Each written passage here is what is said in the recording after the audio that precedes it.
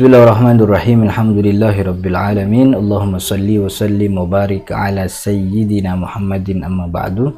Assalamualaikum warahmatullahi wabarakatuh. Teman-teman yang dirahmati Allah, ini episode kedua dari rubrik terbaru kita, yaitu fikih mandi wajib. Nah, pada episode kedua ini kita akan bahas tentang kapan mandi itu jadi wajib. Jadi apa penyebab yang membuat mandi itu menjadi sebuah kewajiban kita begitu.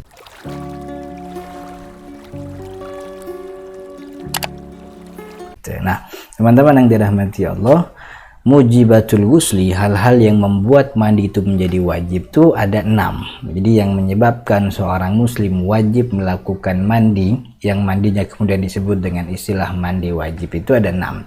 Pertama, jima. Kedua, keluar air mani. Jima itu berhubungan badan walaupun tidak keluar air mani. Yang kedua, dan jima ini juga terhadap laki-laki, perempuan gitu, atau laki perempuan normalnya.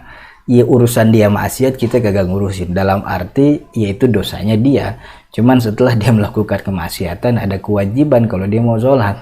Kan tidak berarti kalau orang gay nggak boleh sholat kan gitu, dia tetap wajib sholat. Nah, kalau dia mau wajib sholat dia harus mandi janabah karena dia punya penyebab wajib mandi, yaitu berhubungan badan. Keluar air mani yang kedua, kematian. Nah, yang khusus wanita 3, jadi haid, nifas, dan melahirkan. Jadi totalnya sesuatu yang membuat kita wajib mandi itu ada 6. Keluar air mani, jima, kematian. Tentu kalau dia mati kan bukan dia yang mandiin kan, itu orang lain begitu ya.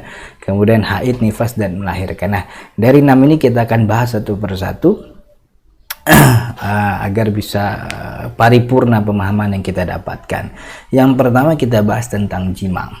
Jima itu mewajibkan kita mandi janabah. Kenapa? Karena ada riwayatnya dari Nabi Muhammad SAW yang beliau mengatakan, idza jalasa baina syu'abihal arba thumma jahadaha faqad wajaba alaihil ghusl. Kalau kata Nabi Muhammad, jika 4 paha, maksudnya 2 paha laki, 2 paha perempuan, ini ungkapan kiasan dari Nabi Muhammad. Jika 4 paha saling bersama menggerakkan satu dengan yang lainnya, faqad wajabal ghuslu, maka dia wajib mandi janabah, dia wajib mandi wajib.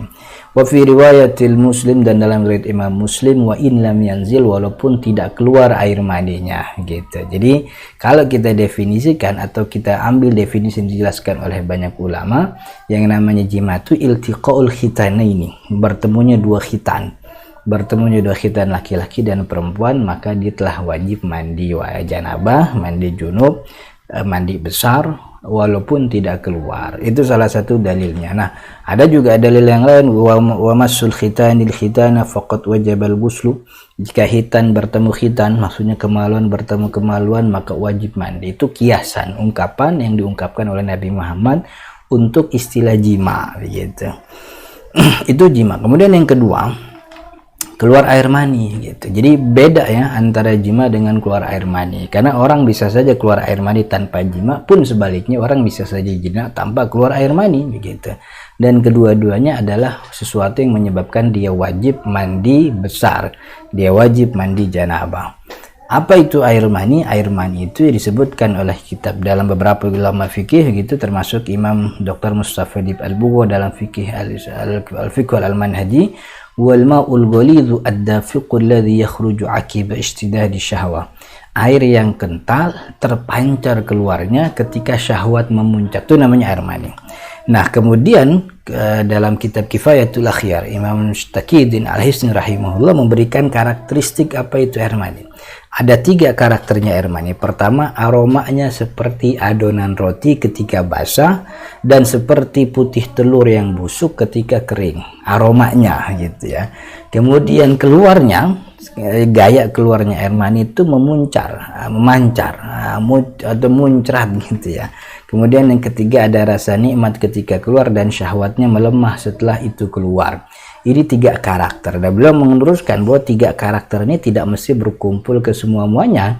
Bisa saja untuk menunjukkan itu air mani salah satunya terpenuhi, maka itu sudah cukup untuk dikatakan sebagai air mani. Nah, lalu apa bedanya air mani dengan air yang keluar dari kemaluan juga? Ada wadi, ada madhi, ada air kencing. Air kencing kita udah paham.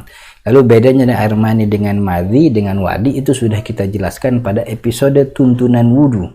Maka di link deskripsi di bawah ini ada link untuk menuju rangkaian video tuntunan wudhu. Di dalamnya ada penjelasan tentang perbedaan mana madhi, mana mani, mana juga al-wadi. Jadi silahkan merujuk. Nah, teman-teman yang dirahmati Allah, dua ini, jima dan keluar air mani, inilah yang disebut dengan istilah junub atau janabah. Maka itu orang yang melakukan hal ini dia diwajibkan mandi junub. Itu dia kenapa dinamakan mandi junub, karena mandi yang diwajibkan bagi orang yang berhubungan badan dan juga keluar air maninya. Nah, kenapa disebut junub? Junub itu artinya jauh. Kenapa dikatakan jauh? Karena dia tidak boleh mendekati ibadah-ibadah yang terlarang bagi orang junub. Apa itu ibadah yang terlarang bagi orang junub? Ada beberapa, setidaknya ada 5. Pertama, sholat. Tentu nggak boleh ya, baik itu sholat fardu atau sholat sunnah, tidak boleh dilakukan bagi orang yang junub. Kata Nabi Muhammad, la yaqbal tuqbal sholatun bi ghairi tuhur, tidak sah atau tidak diterima sholat seseorang tanpa dia bersuci. Dan orang yang junub tidak dalam keadaan suci, maka tidak diterima sholatnya. Artinya orang yang sholat dalam keadaan junub, dia tidak boleh sholat, baik sholat sunnah atau sholat fardu. Kalau dipaksakan dia tetap sholat, maka sholatnya itu justru menghasilkan dosa, bukan menghasilkan pahala. Kemudian juga tawaf. Tawaf kenapa dilarang? Karena tawaf itu sebenarnya adalah sholat. Sebagaimana disebutkan oleh Nabi Muhammad, tawaf itu sholat, cuman bedanya kalau tawaf itu boleh ngomong gitu. Artinya apa? Syarat-syarat yang ada dalam sholat itu berlaku pada tawaf. Karena tawaf itu adalah sholat, bedanya sholat dan tawaf itu tawaf boleh ngomong, sholat nggak boleh ngomong. Maksudnya ketentuan yang ada dalam sholat itu juga berlaku di dalam tawaf. Dia harus suci, menutup aurat dan seterusnya. Maka itu orang yang dalam keadaan hadas besar dia nggak boleh tawaf, sebagaimana dia tidak boleh sholat. Kemudian juga menyentuh mushaf. Ini hadisnya masyhur, ada dalilnya masyhur, yaitu surat Al-Waqiah ayat 79. Kata Allah Subhanahu wa taala, la yamassuhu illal mutahharun. Tidaklah disentuh itu mushaf kecuali oleh orang-orang yang suci, orang yang disucikan.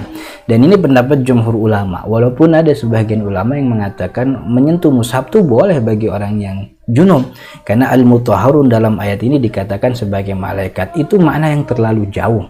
Kalau diartikan sebagai malaikat itu pertama makna yang terlalu jauh, yang kedua ada kalimat la yamassu, tidaklah disentuh kecuali oleh sesuatu, oleh zat yang suci. Kalau itu diartikan sebagai malaikat, mestinya tidak ada kalimat la-nya, karena tidak ada malaikat yang tidak suci, semuanya suci. Maka sebutlah langsung yamassuhul mutahharun. Al-Quran itu disentuh oleh seluruh makhluk yang suci, tapi ada kalimat la-nya di sini. Itu menunjukkan bukan untuk malaikat, tapi untuk hamba makhluk Allah, manusia seperti kita, yang bisa dalam keadaan suci, juga bisa dalam keadaan tidak suci. Makanya dikatakan la, tidaklah boleh menyentuh kecuali oleh orang-orang yang suci. Akan tetapi boleh membawa mushaf yang ditaruh di dalam tas. Artinya tidak membawanya secara langsung, tapi membawa barang lain yang mana mushaf mengikutinya. Jadi dia tidak disebut membawa mushaf kalau dia tuh gamblok tas, kalau dia tuh megang plastik. Jadi mushafnya ada dalam plastik. Jadi yang dilarang tuh menyentuh langsung kepada mushaf gitu ya. Walaupun sampulnya, karena sampulnya bagian daripada mushaf karena nempel, kecuali sampul yang terpisah gitu. Nah, kemudian yang keempat, membaca Al-Qur'an. Ini juga sama. Kata Nabi Muhammad, la taqra'ul haidu walal junubu syai'an minal Qur'an. Tidaklah boleh wanita haid dan juga orang junub membaca sesuatu dari Al-Quran, nggak boleh, kecuali, akan tetapi dikecualikan jika ia membacanya dalam hati tanpa ada lafaz yang keluar, atau membaca ayat Al-Quran sebagai doa, zikir dan wiridan. Seperti orang yang punya wiridan ratib, wiridan zikir pagi petang, di dalamnya ada ayat Al-Quran, silahkan baca walaupun dalam keadaan haid, walaupun dalam keadaan junub, karena dia baca tersebut bukan baca Al-Quran tapi sedang melakukan doa dan zikir. Doa dan zikir bukan sesuatu yang dilarang apapun keadaannya. Maka kalau ada rutinan zikir, rutinan wirid, doa yang di dalamnya terkandung ayat Al-Quran, tidak ada masalah bagi orang yang junub membacanya, karena itu tidak disebut membaca Al-Quran. Kemudian selanjutnya diam di masjid. Nah, ini juga masyhur ya. Ayat Al-Quran, wala taqrabus shalah, janganlah dekati tempat sholat ketika kalian mabuk, hatta ta'lamu ma taqulun, dan janganlah orang yang junub itu masuk ke dalam masjid illa abir sabil, kecuali hanya sekedar lewat saja. Jadi inilah 5 larangan bagi orang yang dalam keadaan junub. Artinya kenapa dikatakan junub, itu artinya jauh. Kenapa jauh? Karena dia harus menjauhi hal-hal ini, menjauhi ritual ibadah ini ditetapkan oleh Allah untuk orang-orang yang suci. Maka jika ingin mendekati ibadah ini, hilangkan dulu hadas besarnya dengan mandi janabah atau mandi wajib atau mandi besar. Insya Allah kita lanjut di episode ketiga tentang penyebab wajib mandi selanjutnya pada pertemuan yang akan datang. Mudah-mudahan ada manfaatnya. Hadanallahu wa iyyakum ajma'in. Assalamualaikum warahmatullahi wabarakatuh.